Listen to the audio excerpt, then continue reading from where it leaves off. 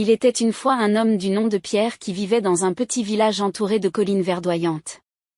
Pierre était un homme bon, mais il se sentait un peu seul. Alors, un jour, il décida de partir à la recherche d'une épouse pour partager sa vie. Il voyagea à travers les forêts, traversa les rivières et escalada les montagnes.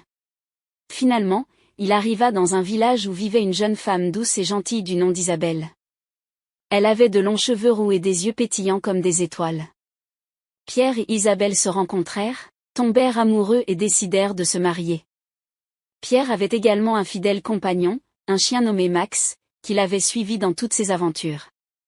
Max était loyal et protecteur envers Pierre, mais il ne semblait pas apprécier Isabelle. Max aboyait sans cesse en la regardant et montrait les dents, comme s'il ne la considérait pas digne de confiance.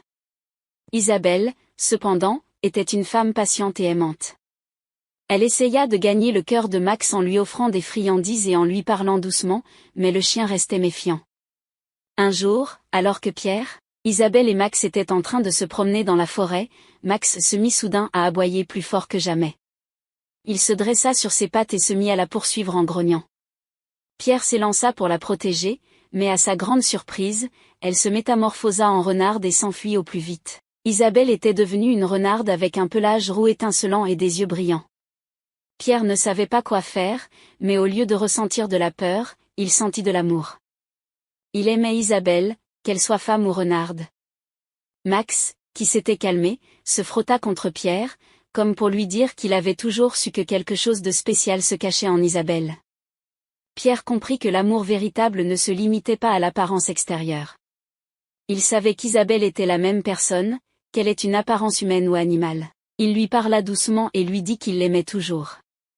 À ce moment-là, quelque chose de magique se produisit. Isabelle retrouva sa forme humaine. Pierre, Isabelle et Max continuèrent leur vie ensemble, entourés de la magie de l'amour qui transcende les apparences. Ils vécurent heureux pour toujours, partageant chaque aventure, avec le cœur rempli d'amour et de compréhension.